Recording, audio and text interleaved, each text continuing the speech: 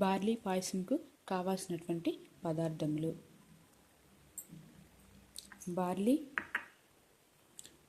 Sugar, కాజు, పిస్తా, బాదం, ఇలాచి, అలాగే ఎండు ఖర్జూరము నేను ముక్కలుగా కట్ చేసి పెట్టుకున్నాను, అలాగే పాలు. ముందుగా స్టవ్ వెలిగించి ఒక బాండిని పెట్టండి. పెట్టిన తర్వాత అందులో కొద్దిగా నెయ్యి యాడ్ చేయండి. 2 స్పూన్స్ నెయ్యి వేసుకోండి.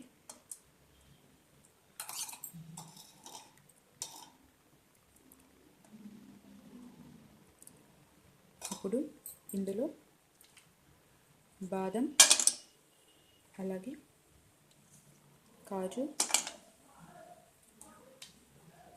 పిస్తాను వేసి లైట్గా ఫ్రై చేసుకోండి. ఇప్పుడు వీటిని తీసేసేయండి.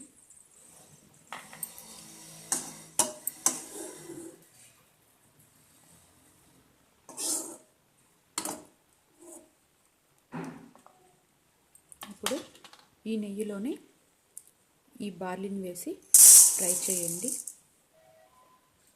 లైట్గా ఫ్రై చేసుకోండి.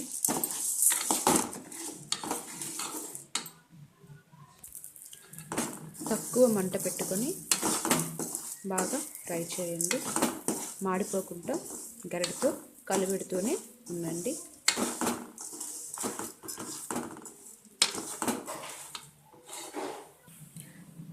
చూడండి, లైట్గా కలర్ చేంజ్ అయ్యాయి.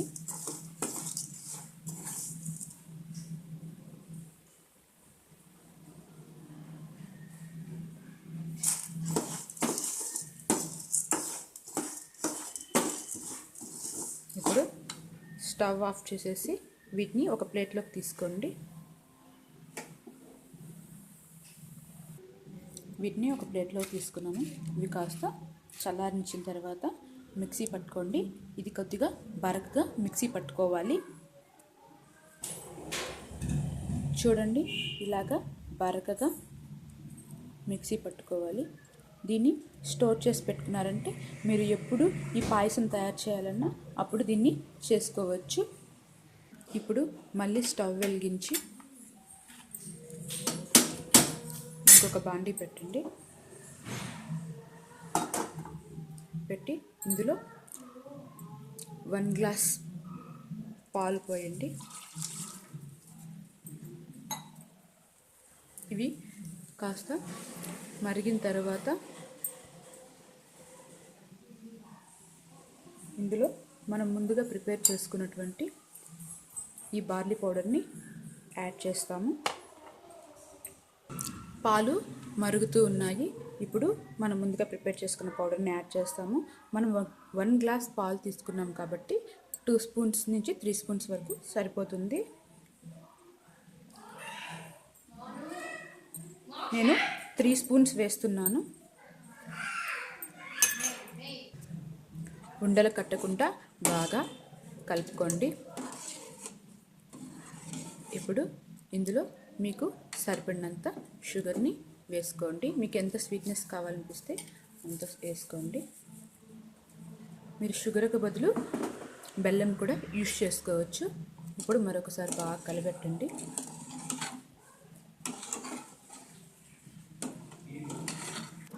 ఇప్పుడు ఇందులో మీరు ఎండు ఖర్జూర ముక్కలు వేయండి.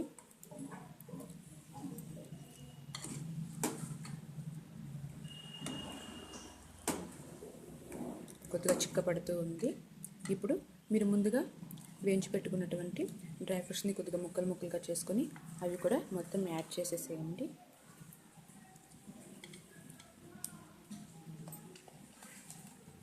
మీరు కావాలనుకుంటే ఇందులో కిస్మిస్ని కూడా వేసుకోవచ్చు.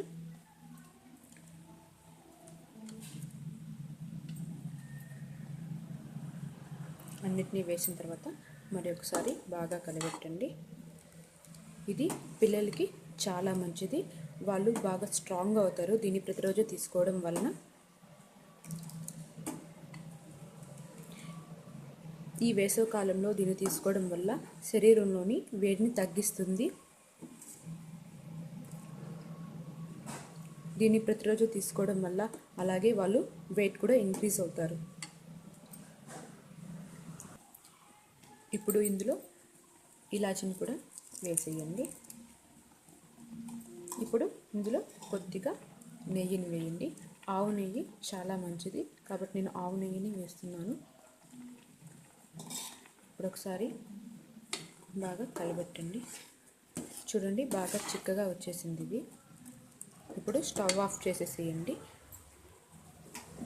దీన్ని ఒక సర్వింగ్ బౌల్లో తీసుకొని చల్లారిన తర్వాత పిల్లలకి ఇవ్వండి.